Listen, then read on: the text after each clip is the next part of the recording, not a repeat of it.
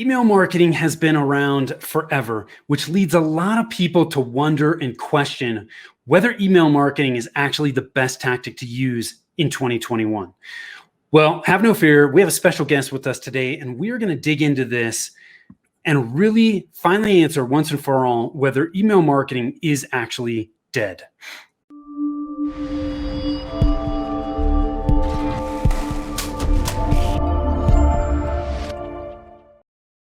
Hi, I am Tim Fitzpatrick with Rialto Marketing, where we believe marketing shouldn't be difficult. All you need is the right plan. Thank you so much for taking the time to tune in. I am super excited to have Matt Rouse from Hook SEO with me today. Matt, thanks, and I really appreciate you taking the time to be here with me. Yeah, thanks, Tim. Thanks for having me on the show today. I'm excited. Yes, Love I am email. as well. Yes, email. That's what we're jumping into. And people are going to find out really quickly how both you and I feel about email marketing here shortly. Before we do that, I want to jump into just some rapid fire questions, help us get to know you a little bit better. And then we'll learn more about what you're doing at Hook SEO. So you ready to rock and roll? I'm ready. Let's do it. Okay. When you're not working, how do you like to spend your time? Well, I'm pretty much always working, but there is a very small amount of time that actually I'm kind of a big tabletop gamer. So I like board games and card games and role-playing games like Dungeons and Dragons and a little bit of video games, not as much right now, but I love those kind of games. Love it. What's your hidden talent? My hidden talent, I'm probably my superpower, as one of my co-hosts on the Business Builder Throwdown says, is my superpower is to build the car while I'm driving it. Okay. That's a great talent to have. What's the best piece of advice you've ever been given? That there isn't any gatekeepers anymore. So nobody can tell you what you can or can't do. What's one thing about you that surprises people? Probably the amount of content, I call it content, that I produce. I've written 3 books. Each one has more than 3 editions. I also have 3 podcasts, a live show, blog, article writing offsite, as well as, still managing to run an agency. So. And I told you before we jumped on air here that I'm impressed because anybody that creates content knows how much work it is. So having even more than one podcast is a testament to how prolific a content producer you are. What's success mean to you? Well, at the end of the day, it's how many other people you help that really measures your success, right? So, and you hear people say things like, do what you love and don't work a day in your life and that kind of stuff. And, I love doing marketing. I like helping business people. It's not, I would rather sometimes be like playing a game with my family or something like, but at the end of the day, you got to do something that's going to pay the bills, and you might as well do something that helps people. Yeah. Where's your happy place? I just moved to my happy place, actually. I moved from the Pacific Coast in the United States out to Nova Scotia in Canada. I live in the Annapolis Valley on a beautiful property. I can see the water, and my wife is building a flower farm on our property. So every window out of our house, you can see flowers. Damn, that's cool. Now, what kind of flowers? All kinds? Dahlias mostly, but we have a whole bunch of other kinds too. But she has about 500 dahlias in the ground right now, and probably another 2,000 or 3,000 over the next couple of years going in. Wow. And now remind me, because I know we chatted about this last time we spoke. How far is your nearest neighbor? Well, they're not technically that far, but I mean, my old house outside of Portland, Oregon, you could reach each hand out and touch a house, right? Yes. And, now I can't even see their houses. So. Yeah. So it feels like you're alone. It is. Technically I can see one of their houses, but they live about probably a quarter mile down the road. So. Yeah. Okay. Quarter mile. What qualities do you value in the people that you spend time with? Everybody's got to have that kind of giving spirit, right? Everybody has to come from a generous place, and you know, um, nobody wants to hang out with a bunch of people who are all about themselves and greedy and selfish, Yeah. and I'd rather hang out with a bunch of people who want to give. Awesome. Before we jump into email marketing, tell us a little bit more about what you're doing at Hook SEO, types of companies that you're helping. Well, Hook SEO, me and my business partner Scott Burson, we run Hook SEO and Hook Digital Marketing in the United States. We run Hook Digital Marketing Canada. We have customers in Canada, New Zealand, the UK, United States, and Costa Rica. We don't have a specific niche of clients, mostly because our business was two previous businesses that merged. So we kind of have clients all over the map, right? And both geographically and in what they do. But our specialty is helping companies grow their business. And we would work sort of like having your own marketing department, except without having to pay for an entire marketing department. Yeah. And we also we produce a lot of content, like you had said earlier. So we do the Digital Marketing Masters podcast, which comes out twice a week. I think we're on episode 189 right now, and you were on our show too. So, Yes. Yes. And then also we do the Motivational Success podcast, which we have episodes for, but it's not released yet, as well as the Business Builder Throwdown, which is a live show with myself, D. Scott Smith, and Coach Holly Jean Jackson, where we pick two sides of a business growth tactic. We battle it out to see which tactic is going to win. So it's like a competition show, kind of like those cooking competition shows, except this one teaches you how to make money. And so we're finishing up season 1 of that. And then it kind of has like a boxing, wrestling kind of combat, throwdown theme to it, right? And so the podcast that's coming out of a shortened version of those episodes is called 7-Minute Jabs. And that's based on the old joke from that movie, Something About Mary, where the guy says that he's going to make the video 7-minute abs. That's faster than the workout tape 8-minute abs. It's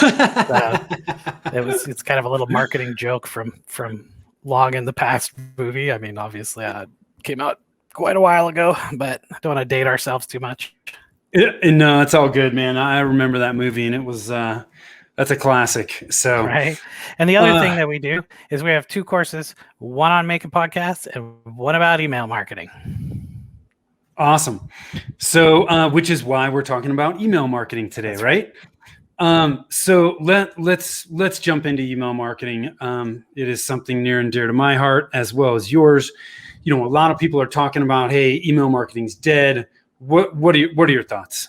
I think if somebody thinks email marketing is dead, they should stop sending emails and leave some more room in the inbox for the rest of us. Yeah.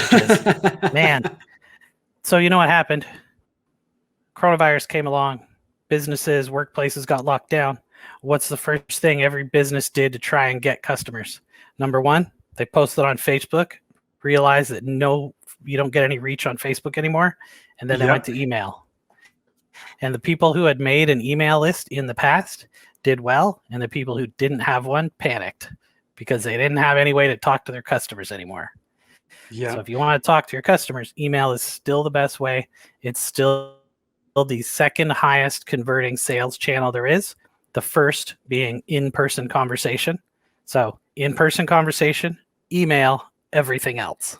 So if you want to have the second highest converting sales channel, you better be doing email marketing. The way I look at it too is email is something that you own and you're not renting. People can't take your list away. Maybe, if you're using whatever email marketing platform and something happens and you got to switch to another provider, you still have that list. You can pop it into your new provider and away you go. It is not like there's so many marketing channels we rent now, paid ads, social, and there's nothing wrong with those. but we really should be building assets that we own long term. Do you feel the same way? Absolutely. You don't want to build your house on rented land, as Efat Cohen says from the I'm That Geek show. That was a really good live show on YouTube, by the way. And man, so many people have been so I hate to say it, but so screwed when they had something like, here's a perfect example. Okay. This happened just in December, okay, of 2020. Friend of mine, their business spent all their time building up their Instagram channel, and then their Instagram account got blocked. They still don't know why. They still never got it back. They couldn't advertise on it. They couldn't send out any posts on it. And they didn't have an email list. They hadn't built up a Facebook or Twitter or anything like that. So they basically lost all of their contact with all of their potential clients, and they still don't know why. So if you have an email list, also, hey, tip here, keep a backup of your email list, right? Yes. Keep it somewhere safe, right? Save it on a thumb drive, stick it on your shelf, put it into your cloud drive, whatever you need to do, right? But always have a backup, because then if you're using MailChimp or something and something happens and you got to go start using SendFox or Klaviyo or Constant Contact or something, right? Then you can just upload your list again, Yeah, and by the way, in most cases, if they're going to export from their email marketing platform, in most cases, that's like a CSV type export, is it not? Mm-hmm. Yeah. So personally, I have a recurring task for me, it's every 3 months. I go in, I export the CSV, I put it in Google Drive, and it's there. Right. So that's a fantastic tip. And to your point, these channels we rent, you gave a great example. One of the most prolific ones recently is former President Trump, getting shut out of Twitter. It's like, come on, people. If they're going to do this to somebody like that, come on, this can happen to anybody. So I think we really need to be cognizant of using the channels all the time. The time. Yeah. Well, I get a call every week from somebody who's locked out of their Facebook account. Yeah. Every week. And they've lost everything, their business. They don't have any clients. They can't post on their page. They can't post on their personal page. They can't post on Instagram because it's all linked now. Like it's a nightmare for a business to have that happen, but it's a worse nightmare if you don't have an email list. Totally agree. So if you take one thing out of this conversation, that's a great one to take out of it.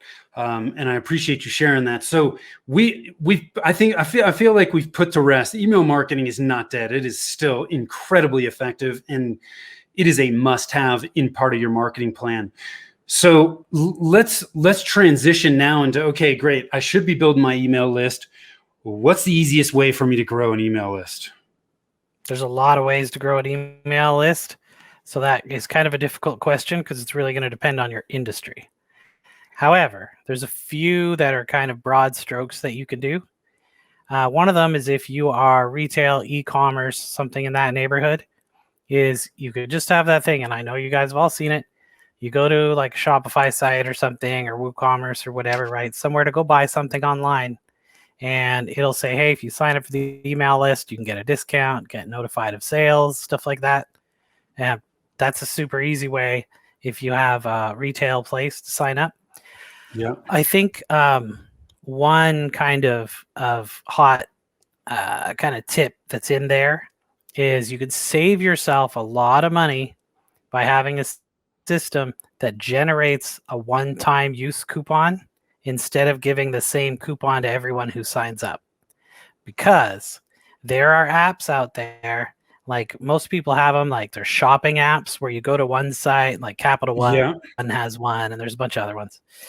And you go to it and it will tell you if the product is cheaper on another website or if a coupon is available. Do you know how they get the coupons? I don't. This is the magic part, okay? They get the coupons because when that app is in your browser, it's scraping the coupons that you're using. So when you go buy something, right, it scrapes your 10% off coupon you used for signing up for the email list. And then when I come to the same website, it gives me that coupon without me having to sign up. So what happens is Got you're it. giving away 10% off of everything without people signing up for your email list. And God forbid you use other coupons that are like wide open, like customer service 50% off or something, right? Yeah. Because those apps will give those coupons to everyone else without it being a customer service problem, and you're just throwing your margin in the toilet.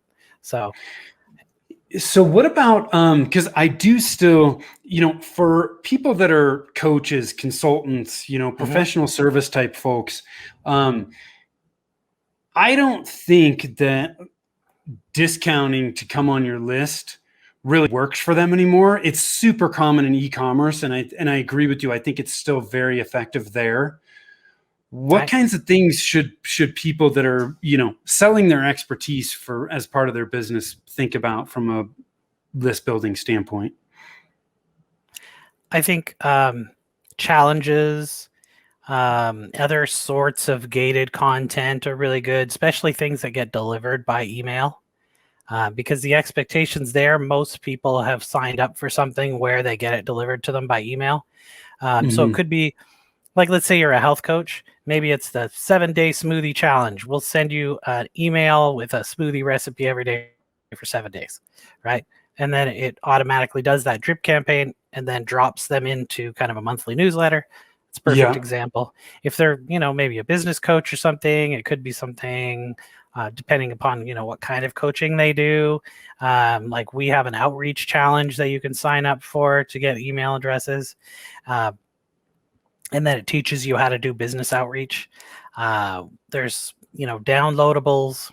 A good example is if you go to MatthewRouse.com, you can sign up to get a copy of my book, and it's this book right here,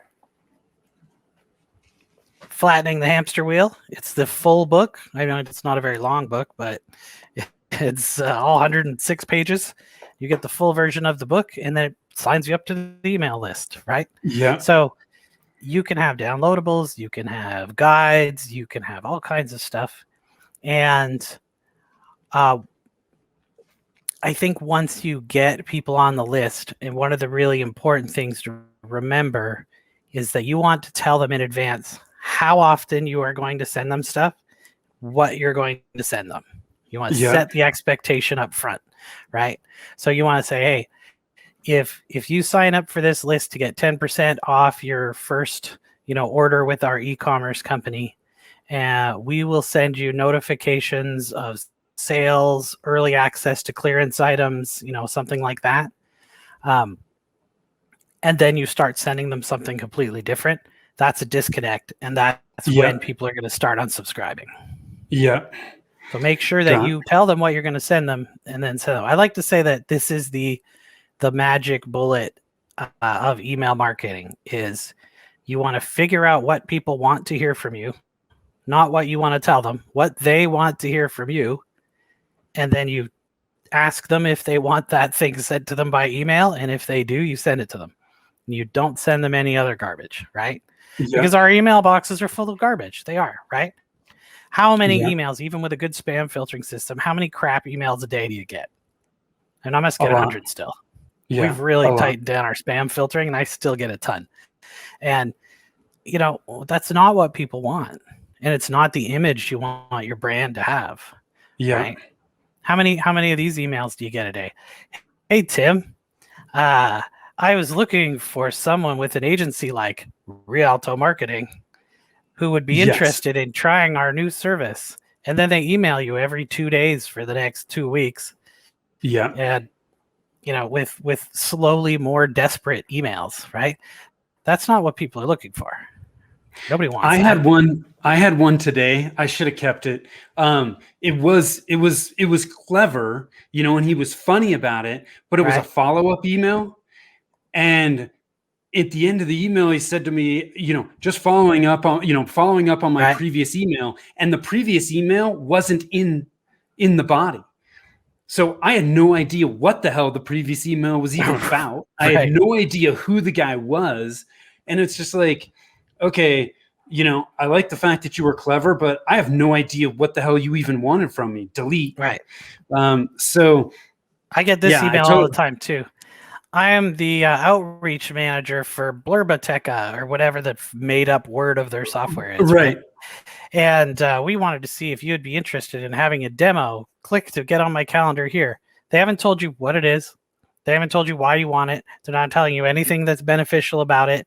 You don't know what it is because it's some BS word that they made up for their software, right? Yeah. Just because they could find a domain name for it. I mean, the whole system is broken. What works in email is finding out what your potential audience wants, asking them if they want that, and then sending it to them. That's what works. Yeah, I totally agree. And this kind of brings up another question, maybe slightly off topic, but I think it's an important one. How do you feel about receiving emails that are not from a company domain? So rather than, MatthewRouse.com, somebody sends an email to you and it's MatthewRouse@gmail.com. How do you feel about that? Yeah, you know what? Honestly, I'm okay with it. I don't think it really matters as much depending if I asked for it, right? So if it's opt-in, I don't care where they send it from, right? Yes. But if it's some kind of cold email, then it's going to get filtered anyway, so I'm not going to see it. So, Yeah. Okay.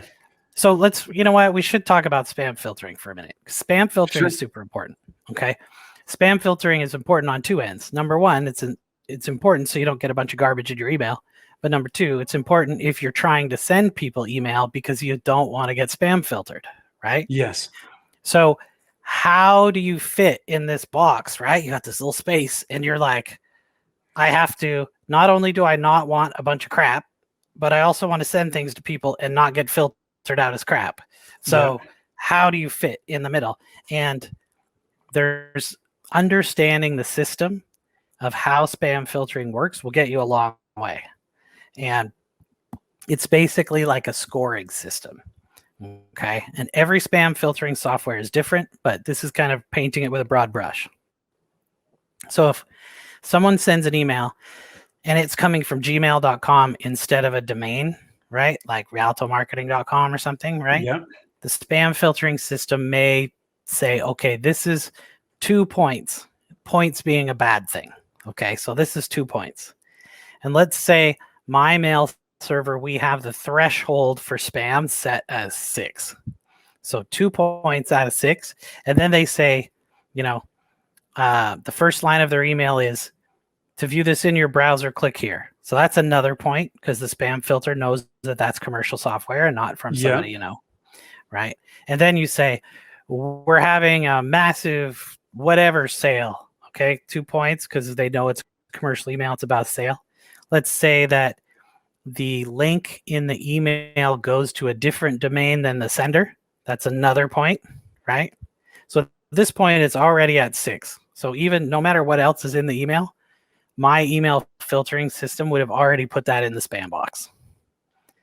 So there are things that trigger those points, and those points add up. And once it gets past whatever the threshold is, then that's how it ends up in the spam filter. So there's ways to avoid being in the spam filter. One of them is watching what language you're using around things like the words like free and sale. And of course, you don't want to use commonly spammed things like the word Viagra and, this kind of stuff. Yeah. And right. So you want to avoid that kind of language. You want to avoid stuff like using all caps. You want to avoid like super kind of salesy language, which I think we all know. If it's something you would hear in a used car commercial, then you don't want it in your email. And also, if you use too many like emojis in like the headlines to get attention, that's a signal. If you have too many links in it, that's another signal.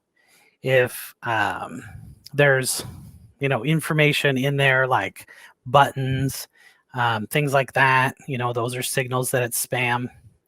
And so people, a lot of times they go, well, how do I even get an email in the inbox? Because I'm an e-commerce store and I have 4 products with 4 links that each have a button and it says sale Friday 20% off, right? Well, the trick here is that when people sign up for it, you need to send them emails that they're going to read, because the most spam software doesn't automatically send everything to the spam box. It will usually test it, right? So it'll see if the user marks it as spam, if they delete it before they look at it, that kind of stuff. It's looking for an engagement signal. If there's no engagement, it's going to dump it in the spam box. Yeah. So, and different, like I said, different filters for different companies work different ways. There's also deliverability is an issue. Deliverability is a word that most people in the email marketing, for their small business or their company, deliverability is not a thing that even is on their radar at all. Deliverability is super important, and they think that the deliverability is because of the provider they're sending the email with. So they think like MailChimp has better deliverability than Constant Contact or something like that. Right. Which can be true, but it's usually a percent or fractions of a percent of the difference in deliverability. And the real deliverability problems are because they don't have their domain set up properly to send email.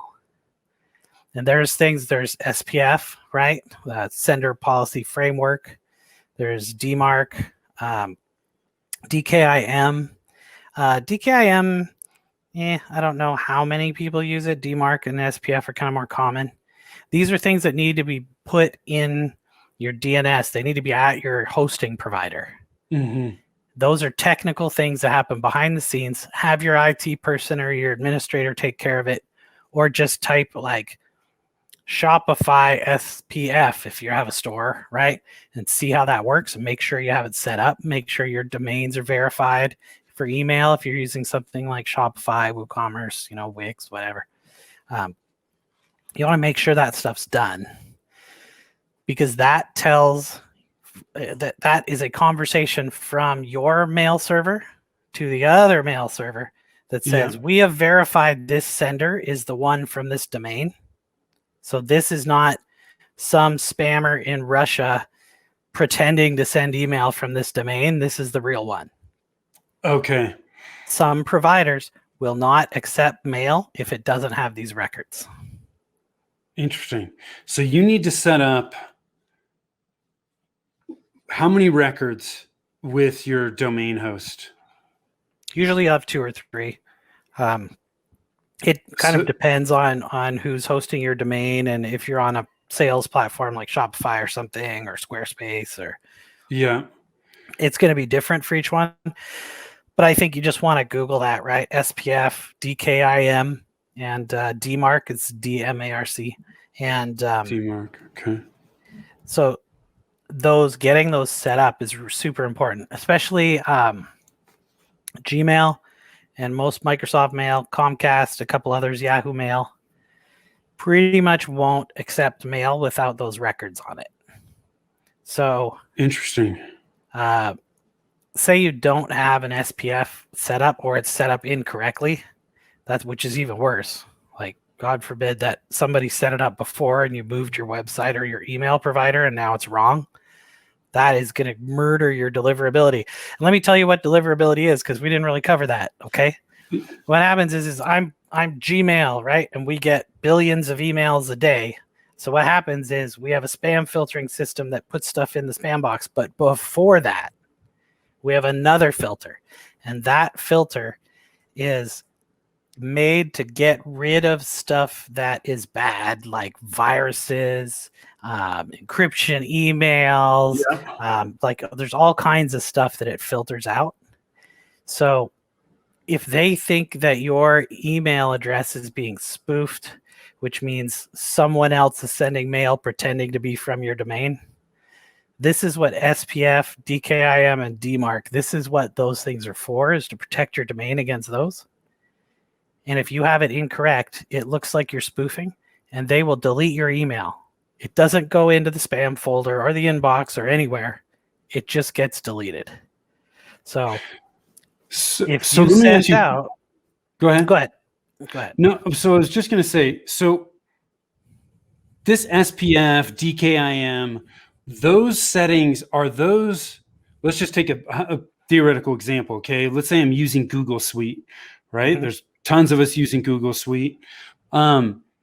Is the SPF or DKIM a Google setting that I am then putting into my DNS settings for my domain? Is that how it works? Yeah. So like you would go like Google Suite SPF, and then the first thing that comes up is about SPF, Okay. and it tells you what it is and how to set it up. So it tells you Got it. like this is how you define the record and this is where you put it. So Got it. So those are it's settings for your mail provider that you Mhm. then put and basically you're making a note of it in your where your domain is being hosted. Yes.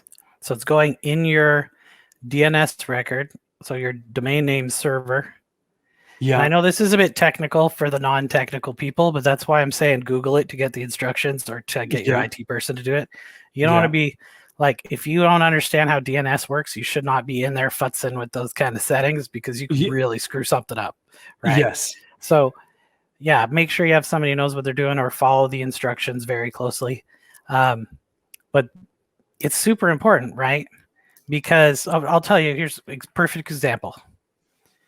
Somebody messages me on Friday. They said, "What's a good open rate, for my type of business?" And I'm on her list, so I, see her emails, and I say, "Well, for your industry, maybe 16% ish, 16 to 18." She's like, "Well, I'm at 8." And okay, 8 is not good, right? Yeah. So that means if for every 1,000 emails she's sending out, there's only like 80 getting through, or like that's really bad. So we looked at it, and her SPF record had been set up previously, but she moved her website and her domain to another company, but those records still existed pointing at the old company.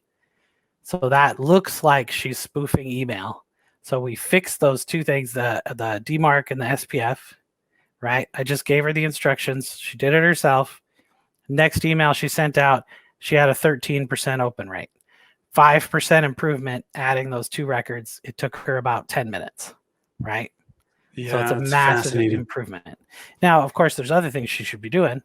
My email list that I send to our clients, we get between 26 and 45% open rate, which is massive. Can you imagine Yep.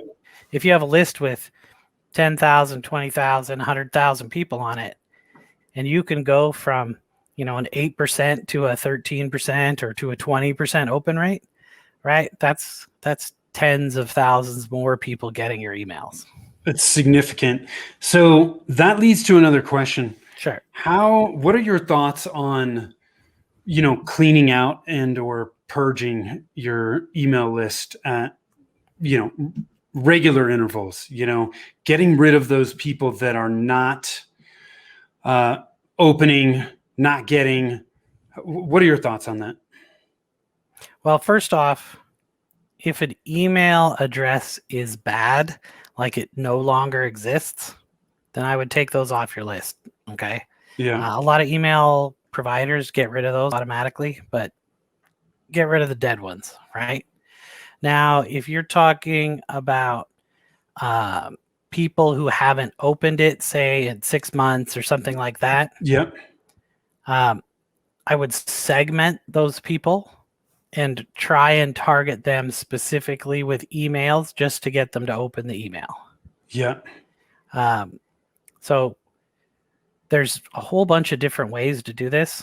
Kind of my favorite way to do it is to actually to segment your list into people who've opened stuff, in say the last 6 months, and Yep. people who haven't opened anything in the last 6 months.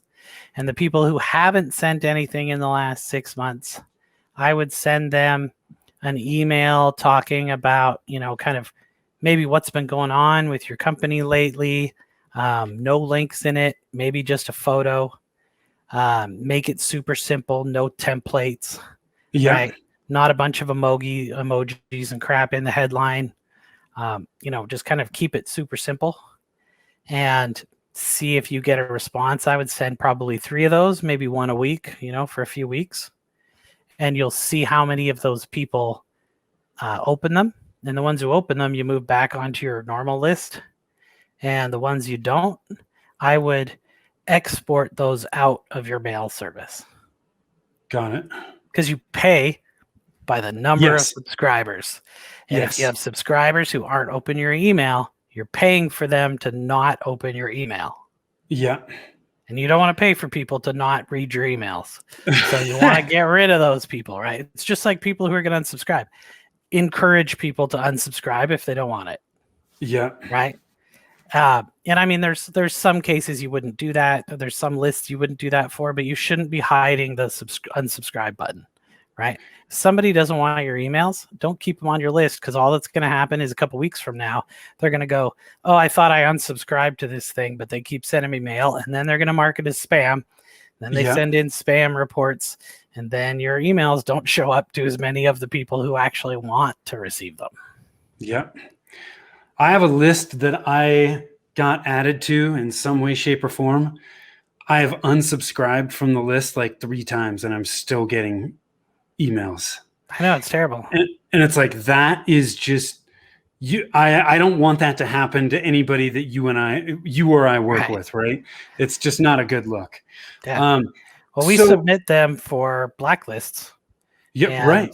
If they want to unsubscribe us, and we tried a few times, I mean, once maybe it's broken or something, right? But if they keep sending us emails after we keep telling them not to, then, as a service provider, we will send that into a blacklist. And once they get too many blacklist reports, they actually get blacklisted. That means that none of the major email providers will receive any emails from that domain. But if that happens, no one even gets not just your marketing emails, that's all of your email.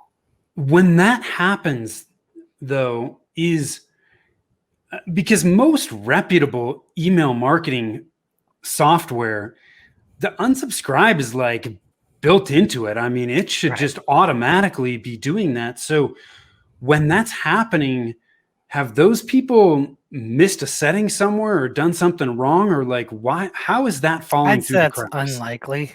I'd say they're probably using a service that doesn't require it, an out-of-country service. Yeah. There's email services that don't automatically put them in there, or they give the option to remove the unsubscribe, which technically in the United States is against the law. Yeah. And as well as Canada and Europe, right? So we just let people unsubscribe. Man, there's this one email newsletter I get that I actually really like. It's called Trust Insights. And they have a pretty big unsubscribe button, but they used to have an even bigger one that was across the whole email, and it was an animated GIF of the guy pointing at it, and he was like, unsubscribe. It was like, if you don't want our emails, just unsubscribe here, because you don't want to pay for those people, right? No. Why would you want to pay to send information to someone who doesn't want it? Yep, totally agree. So let's talk about, you've shared a ton of value here, Matt. Are there any other secrets that you want to talk about that may help people with effective email marketing? Well, I think that the secret, right, just kind of as I had said earlier, and maybe for some people who started watching this kind of later into it, is to send people what they want to hear from you, which is not necessarily what you may want to send to them. Yeah. Right? You want something that you send that's what they want to hear, and you tell them in advance what the expectation is. My email list says, get weekly marketing tips and stories straight to your inbox.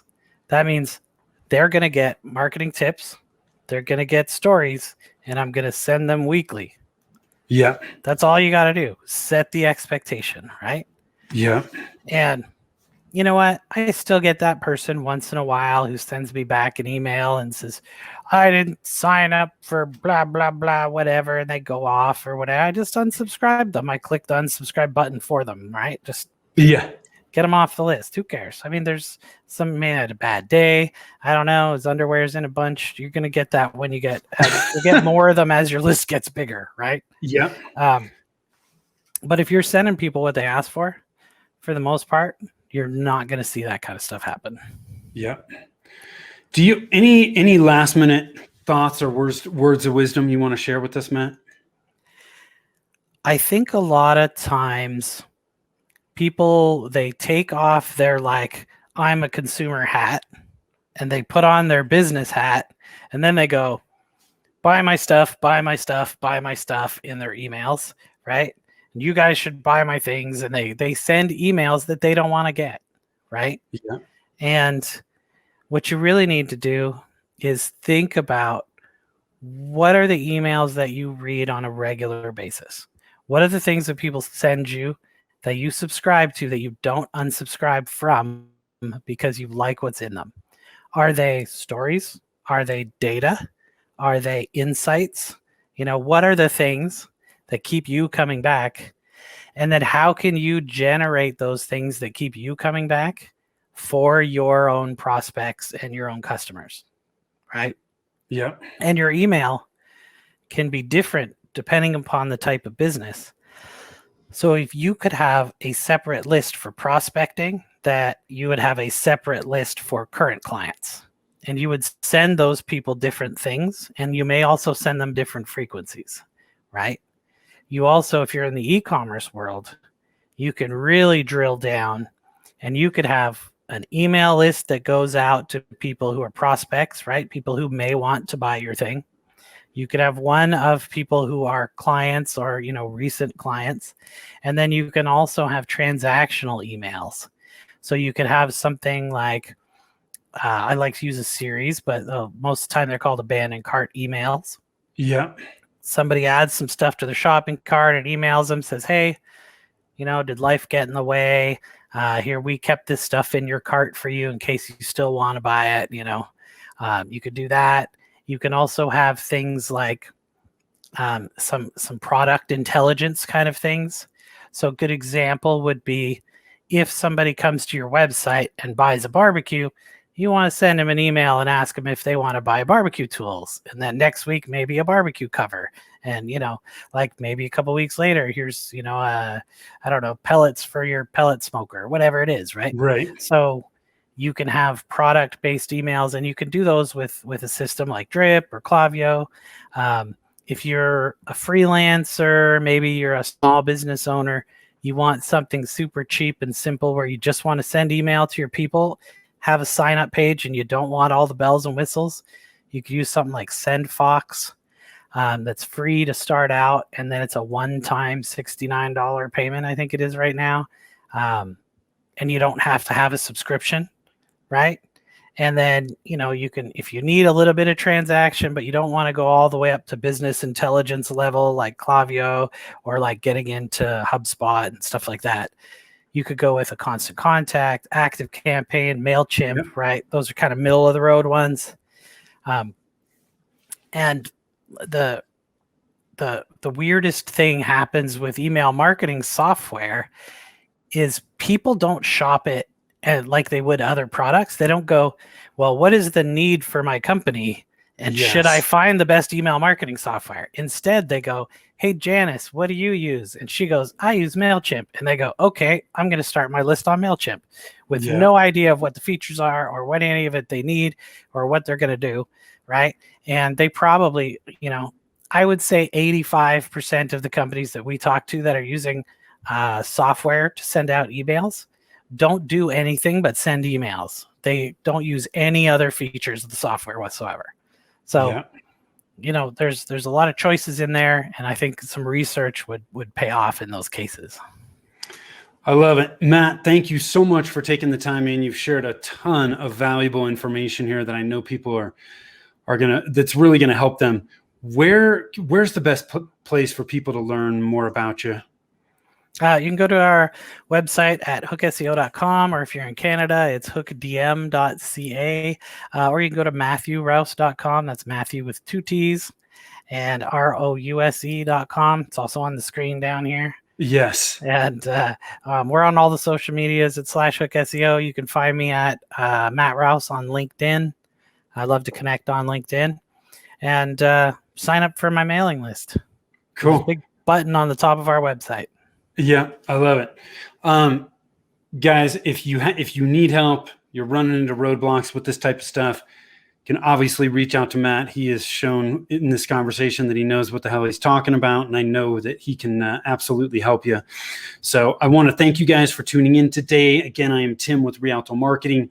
If you want to gain some clarity on where to focus your marketing at for right now, hop on over to our website at rialtomarketing.com. That's RIALTO marketing.com. Click on the Get a Free Consult button. Guarantee you'll get a ton of value from that call and walk away knowing where you need to focus right now to get the best return. Till next time, take care.